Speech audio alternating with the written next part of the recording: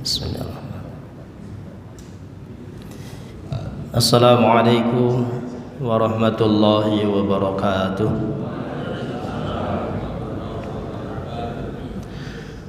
Alhamdulillahi rabbil alamin. Salatu wassalamu ala asyrafil anbiya'i wal mursalin wa ala alihi wa sahbihi ajma'in. Asyhadu an la ilaha illallah wahdahu la syarika lah. Asyhadu anna Muhammadan abduhu wa rasuluhu la nabiyya ba'dah.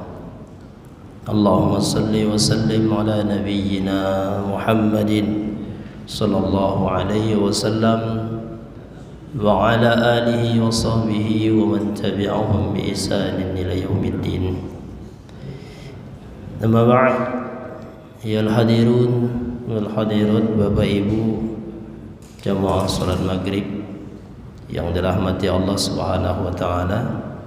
Alhamdulillah, kita bersyukur kepada Allah. Pada malam hari ini kita masih diberikan kesempatan melaksanakan kewajiban kita sebagai hamba Allah dengan salat maghrib kita, dan juga ditutup nanti dengan salat isya kita insyaallah. Mudah-mudahan seluruh amal ibadah kita, baik yang wajib maupun yang sunnah kita lakukan, senantiasa diterima oleh Allah Subhanahu wa taala. Amin ya rabbal alamin. Hadirin jemaah salat maghrib yang dirahmati Allah, malam hari ini kajian hadis tematik kita hadis riwayatkan oleh Imam Tirmizi. Hadis ini adalah hadis hasan. Hadisnya yang berbunyi, An Abdullah bin Bujair annahu sami'a Hani'an maula Uthman qala kana Uthman bin Affan idza waqafa ala qabri baka hatta yabulla lihiyatahu faqila lahu tuzkarul jannah wan naru fala tabki wa tabki min hadha faqala inna Rasulullah sallallahu alaihi wasallam qala innal qabra awwalu manzil min manazilil akhirah fa in naja minhu fama ba'dahu aysaru minhu wa illam yanju minhu fama ba'dahu ashaddu minhu. Wa qala Rasulullah sallallahu alaihi wasallam ma ra'aitu manzaran qattun illa al-qabru afza'u minhu. Rawahu Tirmizi. Hadis riwayatkan oleh Imam Tirmizi dan status hadis ini adalah hadis hasan. Hadis ini diceritakan oleh maulanya Utsman yang namanya Hani. Hani itu maulanya Utsman. Maula itu juga kalau bahasa kitanya sih asistennya Utsman bin Affan, atau orang yang selalu bersama dengan Utsman bin Affan, yang selalu ngikutin Utsman, selalu menemani Utsman kemanapun Utsman pergi, dia selalu ikut. Itu namanya maula, bahasa kerennya asisten ya. Namanya Al-Hani. Dia yang menceritakan dalam hadis ini, dia mengatakan bahwa kata maulanya Utsman, beliau mengatakan kana Utsman bin Affan radhiyallahu anhu idza waqafa ala qabri baka hatta yabulla lihiyatahu. Adalah Utsman bin Affan itu, kata maulanya, kata Al-Hani ini, apabila Utsman itu memasuki pekarangan pemakaman, atau kalau bertemu dengan makam kuburan, ya, idza waqafa ala qabri, apabila dia bertemu dengan kuburan, Mungkin kuburan siapa saja tidak disebutkan, walaupun dalam syarahnya disebutkan waktu itu Utsman memasuki pemakaman Baqi. Tapi dalam penjelasan yang lain kuburan siapa aja. Itu Utsman tuh kalau ketemu kuburan, kata Al-Hani ini orang yang selalu bersama dengan dia, baka. Baka itu artinya menangis. Menangis Utsman itu kalau ketemu kuburan nangis. Dan dia mengatakan hatta yabulla lihiyatahu. Nangisnya Utsman itu bukan nangis biasa. Hatta yabulla lihiyatahu, sampai air matanya itu membasahi jenggotnya. Ya, kalau air mata sudah membasahin jenggot, itu berarti nangisnya bukan main-main. Karena jenggotnya Utsman itu panjang dan lebat. Kalau Pak Yasin lumayan sih. Ya, memang sunnahnya jenggot itu dipanjangkan, sunnahnya. Nah, walaupun ada ikhtilaf para ulama boleh tidak kalau dipotong. Ada yang bolehkan, tapi bukan dihabisi. Kalau Ibnu Umar itu mengatakan dia motong jenggotnya kalau ukurannya segini nih, ukuran sekepalnya, nah, baru dipotong di bawahnya. Merapikan boleh, tapi kalau dipotong habis tidak boleh jenggot itu, karena sunnah. Kalau kumis sunnahnya dipotong habis. Kalau kumis itu sunnahnya dicukur, ya, dicukur kalau sunnahnya. Itu dalam ada yang al-fitratu khamsah, ada 5 yang sunnah atau simbol kesucian dari seorang muslim itu. Di antaranya mencukur kumis, memanjangkan jenggot, ya, dipanjangkan sunnah. Jadi Utsman tuh kalau kita baca dalam biografinya, tuh jenggotnya tuh panjang dan lebat. Dan ketika dia bertemu dengan kuburan, dia nangis. Dan nangisnya itu, kata Al-Hani ini, air matanya membasahi jenggotnya. Berarti nangisnya tuh nangis beneran. Ya. Lalu kalau dikatakan kepada Utsman oleh maulanya ini, dikatakan faqila lahu, ketika dikatakan kepadanya tuzkarul jannah wan nar wa la tabki wa tabki min hadza, dikatakan kepada Utsman, ya Syekh, wahai tuan, ketika disebutkan kepadamu tentang surga dan neraka, engkau tidak menangis. Tetapi ketika saat engkau bertemu dengan kuburan, justru engkau nangis. Gitu. Kalau diceritain surga neraka, dia nggak nangis. Kata Al-Hani-nya ini begitu mengatakan. Tapi ketika disebutkan kepadamu atau ketika saat engkau bertemu dengan kuburan, engkau nangis. Gitu. Kenapa? Gitu. Ya. Lalu Utsman ibnu Affan radhiyallahu anhu mengatakan, qala Rasulullah sallallahu alaihi wasallam. Dia katakan, aku ingat ketika saat aku melihat kuburan, saya ingat ucapan Nabi, kata dia. Aku ingat ucapan Rasulullah sallallahu alaihi wasallam, apa yang dikatakan oleh Nabi sallallahu alaihi wasallam. Rasulullah mengatakan, innal qabra awwalu manzil min manazilil akhirah. Nabi katakan gini, sesungguhnya kubur itu awwalu manzil, adalah rumahmu yang pertama.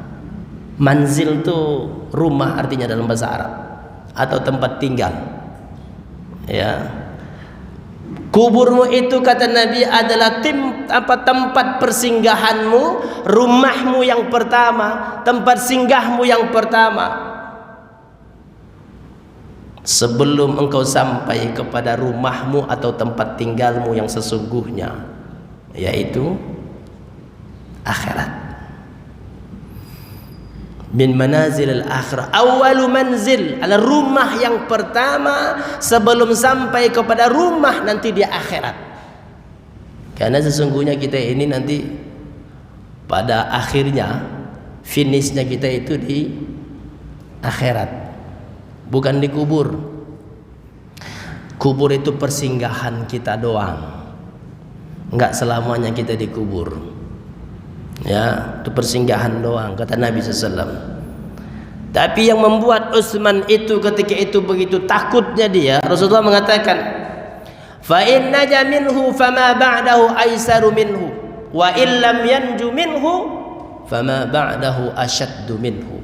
Kata Nabi, jika engkau atau jika seseorang itu dikuburnya sukses, tidak disiksa dia dikuburnya, maka kelak setelah itu berarti di akhirat, maka akan semakin ringanlah urusannya. Ringan urusannya, bukan selesai.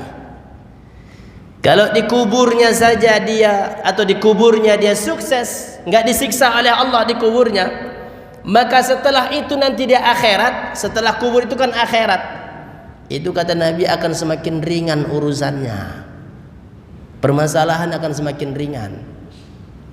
Wa illam yanju minhu, tapi kalau dikubur saja dia sudah disiksa oleh Allah, fama ba'dahu asyaddu minhu, maka setelah itu nanti di akhirat akan bertambah berat urusannya. Kira-kira Bapak Ibu paham tidak maksud hadis itu? Halo? Kalau nggak paham saya ulang lagi dari awal. Paham ya? Kalau sudah paham berarti selesai kajian kita. Ya. Baik ya. Sampai Nabi mengatakan, apa kata Nabi? Ma ra'aitu manzaran qattun illa al-qabr. Illa al-qabru afza'u minhu. Nabi mengatakan, aku tidak melihat sebuah pemandangan yang begitu menakutkan, kata Nabi, selain pemandangan ketika saat orang di kuburannya. Artinya siksa kubur itu pemandangan yang sangat menakutkan, kata Nabi SAW. Sampai Nabi mengatakan, ma ra'aitu manzaran qattun. Qattun itu nggak ada lagi udah. Ya, pemandangan yang sangat mengerikan, kata Nabi SAW, adalah pemandangan di kubur ketika orang disiksa di kuburnya. Itu pemandangan yang sangat menakutkan, kata Nabi SAW. Kalau umpamanya dia di kuburnya disiksa. Nah, jamaah yang dirahmati oleh Allah Subhanahu wa taala, hadis ini apa namanya ya? Mengingatkan kepada kita. Yang pertama, pelajaran dari hadis ini tentang keutamaan seorang sahabat namanya Utsman bin Affan radhiyallahu anhu. Utsman ini seorang sahabat yang memiliki hati yang sangat sensitif. Kesensitifan hatinya itu karena memang keimanannya kepada Allah. Orang kalau semakin dekat dengan Allah, hatinya semakin sensitif. Sensitif itu maksudnya bukan baperan, beda. Baperan sama sensitif beda.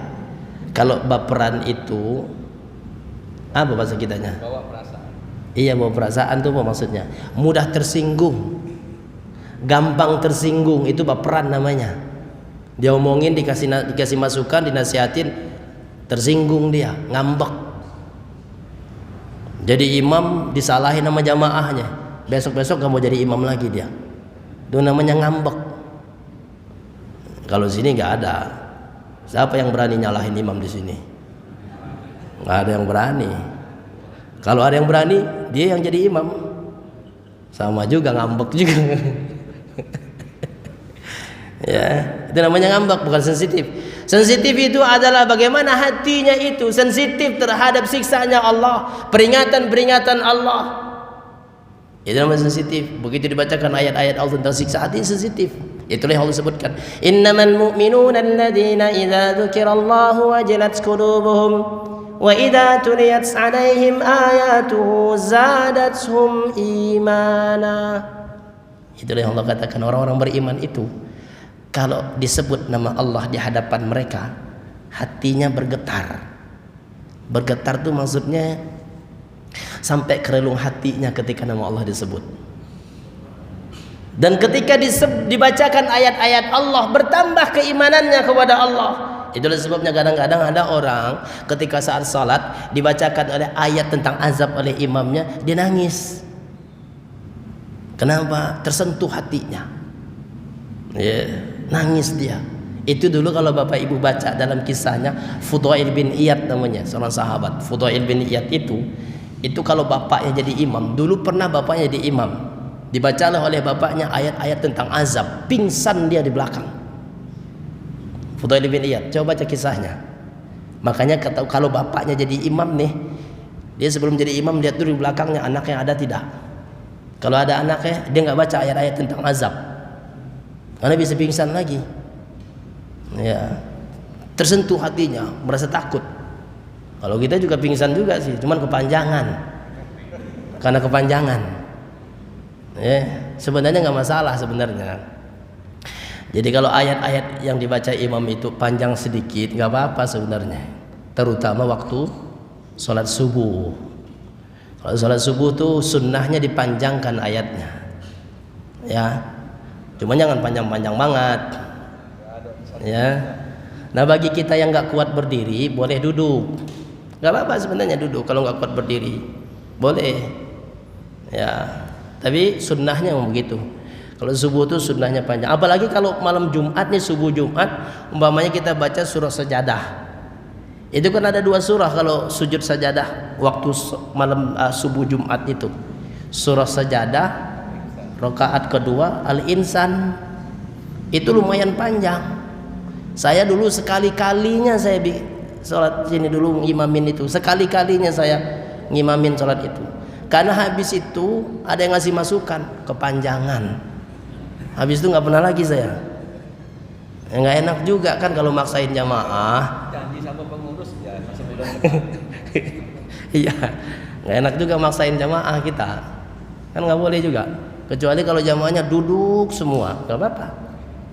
Ya, tapi kan nggak mungkin juga. Jadi karena itu sebenarnya sih kalau subuh tuh sunnahnya agak dipanjangin dikit ayat-ayatnya, walaupun minimal 60 ayat. 60 ayat tuh panjang kalau Al-Baqarah. Iya, 60.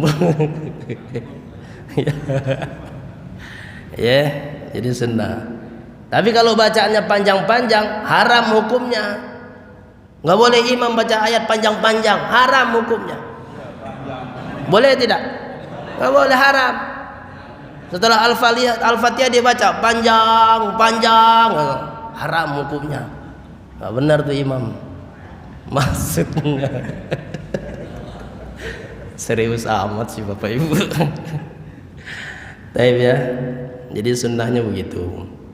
Tapi seorang imam juga memang harus memahami jamaahnya, kondisi jamaahnya. Itu seorang imam itu memang pengetahuannya juga harus paham tentang kekuatan jamaahnya. Tapi insya Allah jamaah takwa mau kuat-kuat semua. Amin insya Allah. Kuat-kuat semua insya Allah. Ya, baik. Sampai di mana tadi?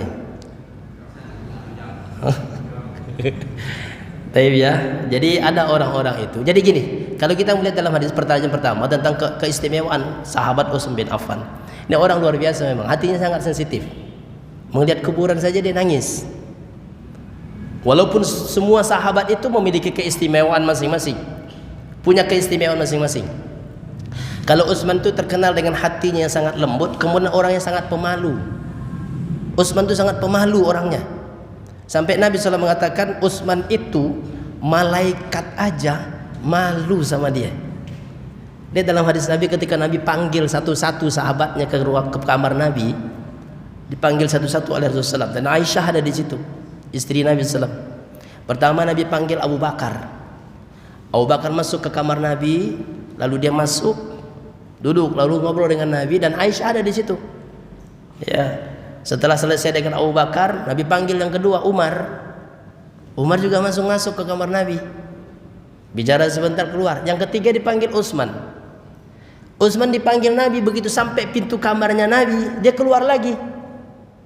Diperiksa Nabi pakaiannya, ternyata betis Nabi terbuka. Betisnya Rasulullah SAW itu terbuka. Gara-gara betis terbuka itulah Utsman malu, dia keluar lagi. Nabi periksa, dibenerin pakaiannya oleh Rasulullah SAW. Dipanggil lagi, baru Utsman masuk. Nah ketika itulah Aisyah tanya kepada Rasulullah, wahai Rasulullah, kata Aisyah, ketika bapakku engkau panggil dia masuk, langsung masuk. Kemudian Setelah itu dia keluar. Kemudian Umar juga langsung masuk. Tapi Utsman kenapa dia balik lagi? Apa kata Nabi SAW? Betisku terbuka, kata Nabi. Dan Utsman malu melihatnya. Sampai nama. Pada saat itulah hadis Nabi mengatakan Utsman itu malaikat saja malu kepadanya. Tapi malunya Utsman itu malu yang syar'i, bukan malu-maluin. Ya, malunya malu syar'i, malu yang dibenarkan gitu maksudnya. Kalau sekarang kita banyak yang malu-maluin, maksiat nggak malu dia. Ya, kalau nggak ke masjid dia nggak malu. Ada kan? Nggak ke masjid nggak malu, ada tidak? Nggak ada. Artinya orang sini ke masjid semua ya nggak ada lah. Di luar. Nggak baca Quran dia nggak malu dia. Ini rasa malunya kurang berarti. Orang kalau nggak mau baca Quran nggak malu, terus malunya kurang. Tidak beribadah dia kepada Allah, dia tidak malu kalau tidak beribadah kepada Allah. Ini rasa malunya nggak ada berarti. Tidak berjamaah dia sholat ke masjid, berarti tidak ada rasa malunya, berarti rasa malu sudah hilang. Malu kepada siapa? Malu kepada Allah. Itu rasa malu itu begitu. Itulah malu yang syar'i. Jadi Utsman itu sangat pemalu. Kalau Abu Bakar orangnya dermawan, lembut, dermawan. Abu Bakar itu sahabat Nabi. Ya, saking kalau Umar orangnya tegas. Umar itu orangnya keras. Tapi keras dalam kebenaran.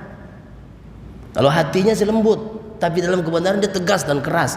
Saking kerasnya Utsman itu tegasnya, setan aja takut sama dia. Itu Nabi juga menyebutkan. Umar itu kalau lewat setan pada minggir. Bayangin coba.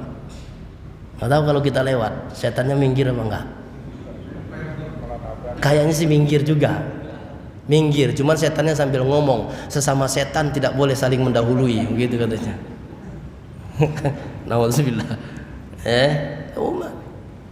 Sahabat Nabi Ali dikenal dengan kecerdasannya. Cerdas Ali itu. Ya, seorang pemuda yang sangat cerdas.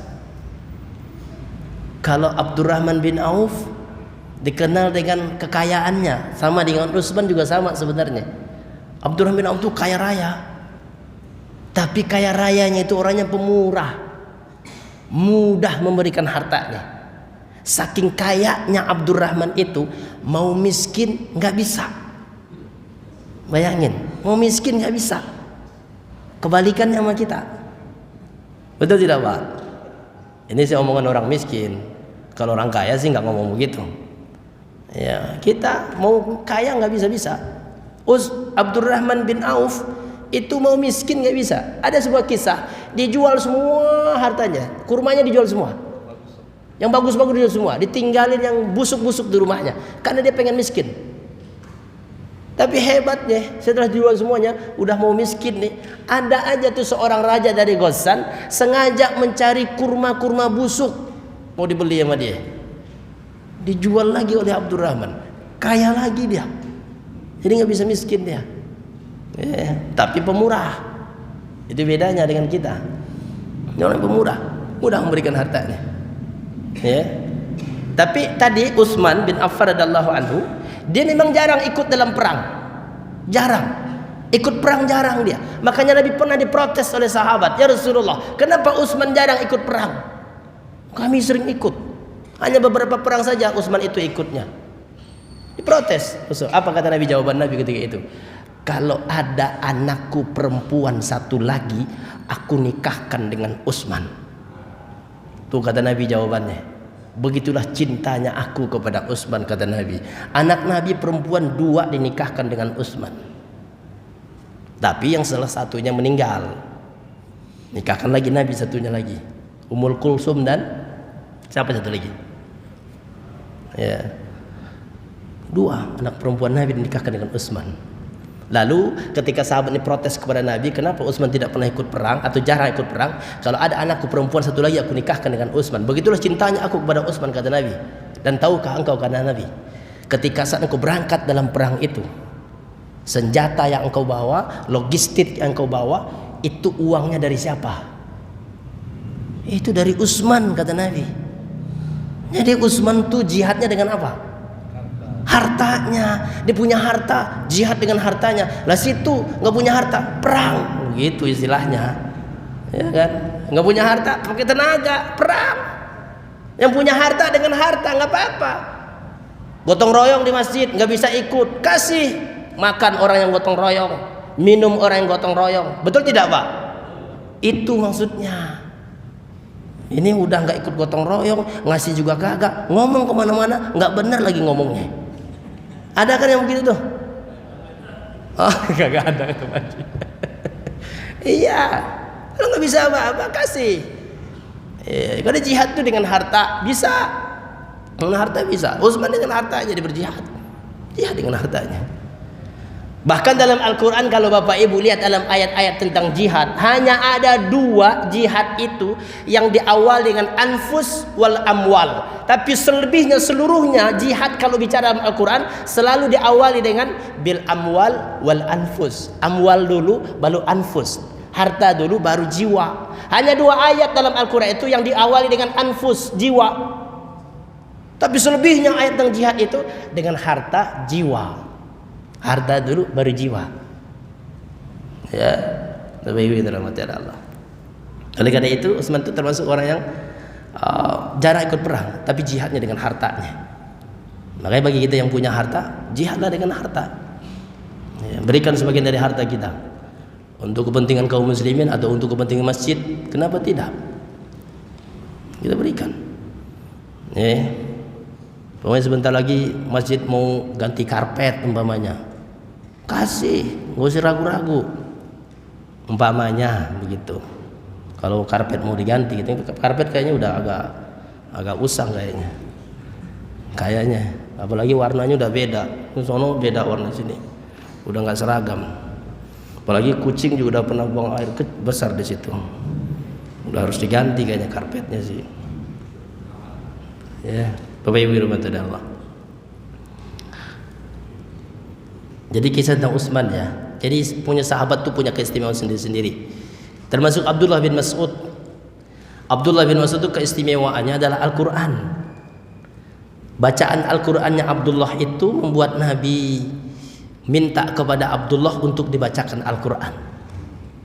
Satu-satunya sahabat yang pernah Nabi minta dibacakan Al-Quran kepada Nabi itu Abdullah bin Mas'ud radhiyallahu anhu. Suatu ketika Nabi pernah katakan, ya Abdullah, ikra'i alayya Al-Quran. Wahai Abdullah, kata Nabi, bacakan kepadaku Al-Quran itu. Kata Abdullah, ya Rasulullah, bagaimana mungkin aku bacakan Al-Quran itu kepadamu sementara Al-Quran itu diturunkan kepadamu? Apa kata Nabi? Aku ingin mendengarkannya darimu. Dibacakan oleh Abdullah ayat-ayat Al-Quran itu sampai kepada surah An-Nisa ayat 40 ayat 41 gitu. Itu Nabi udah gak kuat mendengarkannya. Nabi katakan kepada Abdullah, ya Abdullah, yakfi, udah cukup, kata Nabi. Udah gak kuat Nabi mendengarkannya. Ya, jadi satu-satunya sahabat dimintakan baca Al-Quran oleh Nabi ya Abdullah. Tapi ketika Nabi saat gak bisa jadi imam, siapa yang menggantikan Rasulullah? Abu Bakar. Ya, walaupun bacaan Al-Quran yang paling Nabi suka adalah Abdullah bin Mas'ud, tapi ketika saat Nabi tidak bisa jadi imam, Abu Bakar yang menggantikan. Ya, baik. Kenapa bisa begitu? Nah, nanti kita bahas. Jangan sekarang. Iyalah, kalau sekarang semua habis nanti. Baik ya. Itu Utsman bin Affan. Jadi yang pertama hari ini pelajarin tentang keistimewaan seorang sahabat bernama Utsman bin Affan radhiyallahu anhu. Yang kedua, bahwa setiap orang itu Pak bisa beda-beda yang menyentuh hatinya itu apa. Kalau Utsman bin Affan yang membuat dia menyentuh itu ketika itu adalah kuburan. Karena ingat sabdanya Nabi SAW, sehingga kuburan itu menyentuh hatinya, membuat dia takut. Maka dikatakan oleh Al-Hanif, maulanya ini mengatakan, ya Syekh, ketika disebutkan kepadamu, diceritakan kepadamu tentang surga dan neraka, engkau tidak menangis. Tapi ketika disebut, ketika engkau bertemu atau melihat kuburan, engkau nangis. Berarti hatinya Utsman itu tersentuhnya dia dengan kuburan. Bisa jadi kita juga dengan yang lain. Bisa jadi ketika melihat masjid, hatinya tersentuh. Bisa. Jadi masing-masing orang berbeda. Ya. Atau ketika melihat ustadz, tersentuh hatinya melihat ustadz itu. Bisa jadi. Ada juga yang melihat ustadz dia kesel. Ada juga. Ada pengajian, ustadznya datang, ya datang lagi. Nah begitu tuh. Kalau begitu hatinya bermasalah tuh. Nggak tahu mau ustadz yang masalah atau dia yang masalah. Iya, hati bermasalah. Melihat orang yang soleh dia nggak suka. Ya. Tapi melihat sesuatu itu hatinya tersentuh dengan itu. Nah itu bisa jadi seperti itu. Ya. Sama dengan Utsman bin Affan radhiyallahu anhu. Dia melihat kuburan langsung nangis. Nggak tahu kalau kita melihat kuburan, apa yang terbayang bagi kita kalau melihat kuburan? Kira-kira Pak? Yang kebayang bagi kita melihat kuburan apa kira-kira? Atau jangan-jangan kita takut lewat kuburan? Hah? Ada nggak di antara kita yang masih takut lewat kuburan? Malam-malam jam 12 malam lewat kuburan, ada nggak di antara kita yang takut? Ada. Lagian ngapain jam 12 malam lewat kuburan? Tapi saya ingin sampaikan kepada kita, kalau masih ada kita takut lewat kuburan, itu akidahnya dipertanyakan. Akidahnya dipertanyakan. Akidahnya bermasalah berarti. Apalagi kalau takutnya itu karena nanti ada yang duduk di pinggir kuburan pakai putih-putih pocong gitu. Itu akidahnya dipertanyakan. Tapi kalau takutnya nanti saya dibunuh, ada penjahat di situ saya dibunuh, wajar, itu manusiawi. Tapi kalau takutnya karena pocong, setan, itu akidahnya dipertanyakan. Nggak benar tuh akidahnya. Ya. Masa sama kuburan takut? Orang mati itu udah nggak bisa apa-apa. Kita ini banyak terobsesi dengan sinetron, dengan film. Film-film apa tuh? Dulu tuh suka banget film begitu tuh. Nyi Blorong. Beranak dalam kubur. Kan aneh. Mak Lampir. Si Manis Jembatan Ancol. Itu semuanya film merusak akidah. Sehingga banyak kita terobsesi dengan itu. Banyak yang takut sama setan. Makanya setan senang sama kita karena kita takut sama dia. Itu tuh nggak ada semua. Akidahnya dipertanyakan.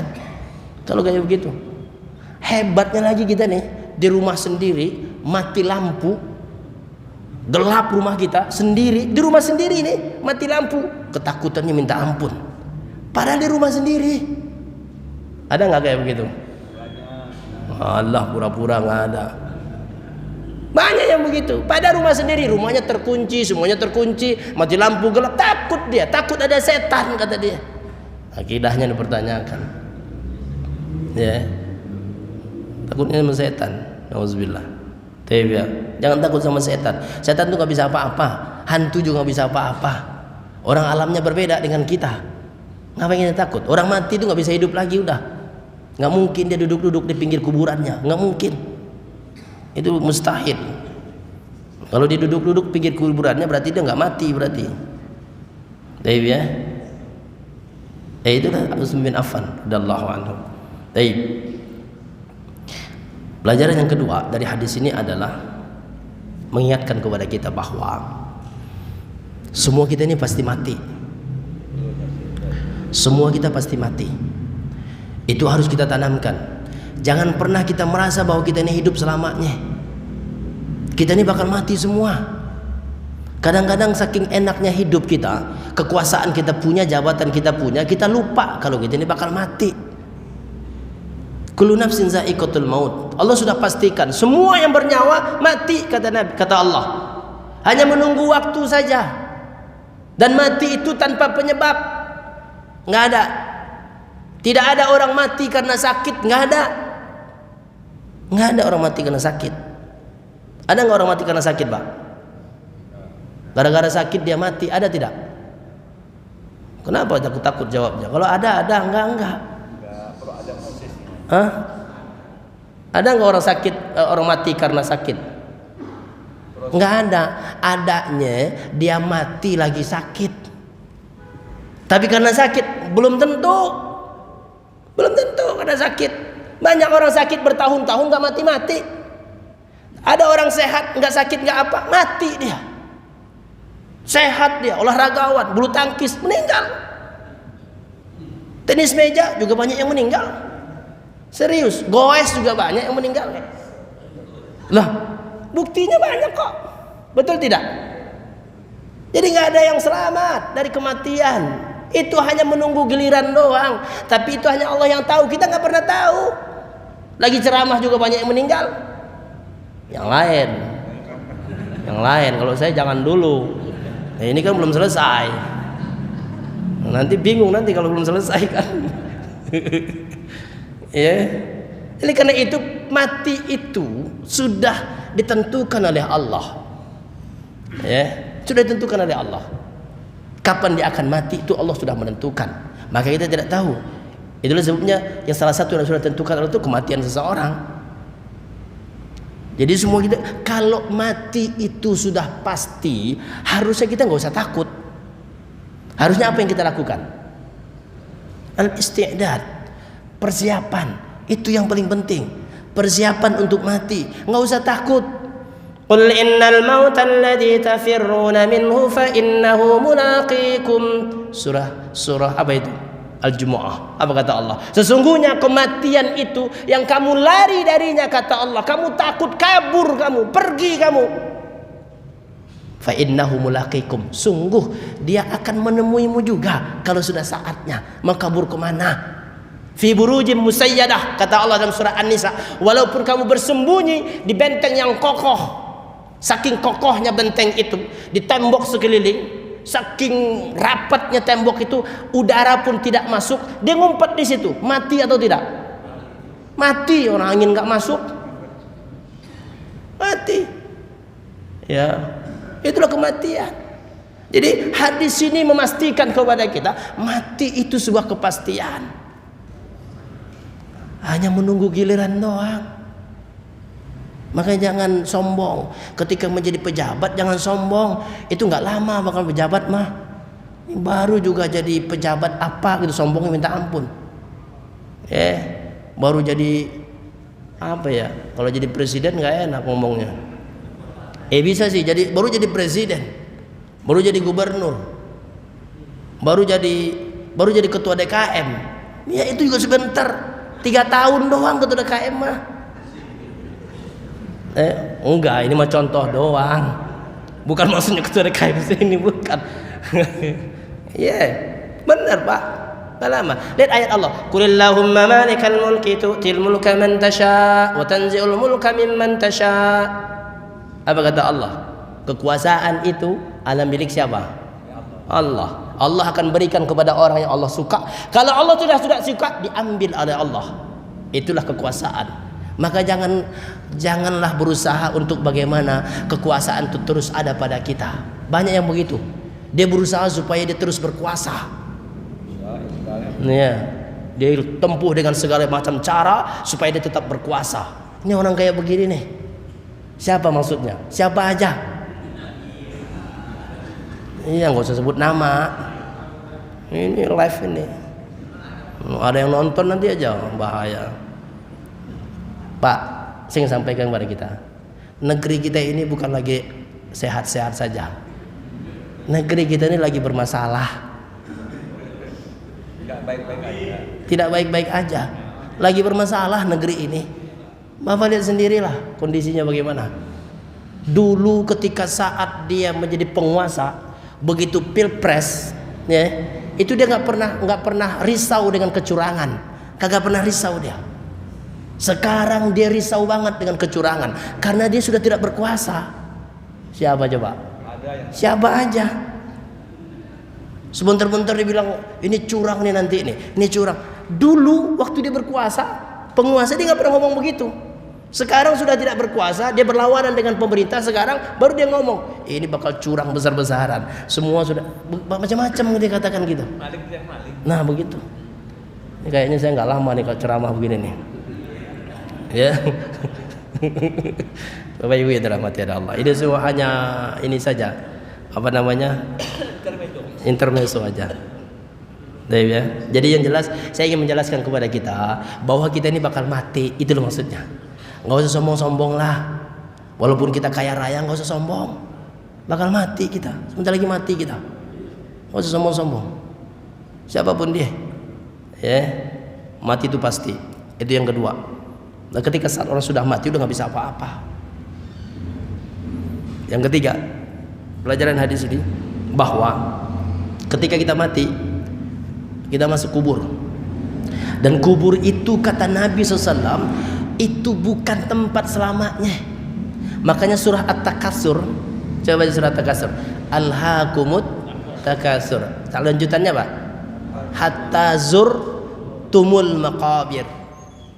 Hatta zurtumul maqabir itu artinya apa? Kalau kita mengartikan biasanya sampai kamu masuk ke dalam kubur. Sebenarnya bukan masuk artinya itu. Zurtum itu asal katanya dari zaro yazuru, ziarah. Ziarah artinya apa? Mengunjungi. Namanya orang ziarah itu lama apa sebentar? Sebentar, namanya juga ziarah. Makanya bahasa Allah hatta zurtum. Zur itu menziarahi. Maksudnya apa? Sampai kamu menziarahi kuburmu, mengunjungi kuburmu. Yang namanya mengunjungi tidak lama. Itulah sebabnya tidak selamanya kita dikubur. Makanya Nabi mengatakan, kuburmu adalah tempat persinggahanmu yang pertama sebelum engkau sampai di akhirat. Berarti nggak selamanya kita dikubur. Tapi kalau masalah lama kayaknya. Karena kubur itu sampai hari kiamat. Kalau mau sebentar siksa kuburnya, meninggalnya mau kiamat aja. Bisa nggak? Kalau bisa begitu nggak apa-apa. Besok mau kiamat, hari ini kita meninggal, siksa kuburnya sebentar. Tapi kan nggak bisa, ya kan? Nah, kita sih nggak tahu kiamat itu kapan. Tapi yang jelas kayaknya sebentar lagi kayaknya. Ya, sebentar lagi sudah mau kiamat kayaknya. Ini sudah mulai, perang-perang sudah mulai. Ya, di awal di Palestina dengan Yahudi. Nanti saling negara-negara lain bantu Palestina, Israel juga dibantu oleh yang lain. Nah, mulai itu. Kayaknya sebegitu. Wallahu alam. Tapi yang jelas kiamat kita tidak ada yang tahu. Bahwa Nabi pun, Rasulullah pun tidak pernah menyebutkan kapan kiamat itu datang. Cuman pernah disebutkan Nabi kiamat itu hari Jumat. Hari Jumat. Itulah sebabnya kalau hari Jumat siap-siap makanya. Kalau bangun subuh bangun. Jangan sampai pas kiamat kita masih tidur. Iya, subuh. Jumat hati-hati itu. Banyak amal hari Jumat. Ini hari apa nih sekarang nih? Ya kalau bisa sih sebelum kiamat kita sudah meninggal. Kalau bisa. Kalau bisa sih malam Jumat. Malam Jumat besok nih. Mudah-mudahan kita meninggal semua, mudah-mudahan. Amin. Enggak ada yang amin. Padahal mah amin atau tidaknya mah sama aja. Kan udah ditentuin sama Allah. Kita emang kalau mati itu takut banget kita kalau mati. Kalau ngomongin mati itu paling gak suka kita. Ya, karena kita keingat kalau udah mati udah nggak punya apa-apa udah. Ya, Allahu a'lam bishawab. Sampai di sini ada yang bertanya. Sudah mau habis waktunya. Nanti kita sambung lagi insyaallah. Ya.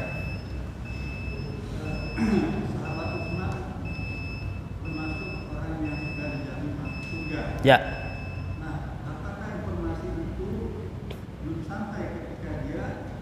Melihat kubur begitu takutnya, padahal kan jaminan sudah ada. Jadi mungkin pikiran bagi kita nggak ada gunanya naik kubur tempat juga bahkan Baik. Jazakallah khairan. Utsman itu salah seorang sahabat Nabi di zaman masuk surga. Tapi begitu khawatirnya dia ketika saat melihat kuburan. Bahkan di hadis ini pun disebutkan. Ketika diteruskan hadis ini, itu orang haninya itu bertanya, kata Utsman kepadanya, saya khawatir dan saya belum tahu bagaimana nasibku di kuburku. Padahal dia sudah dijamin masuk surga. Kenapa begitu takutnya dia terhadap kuburan? Ini bicara masalah hati.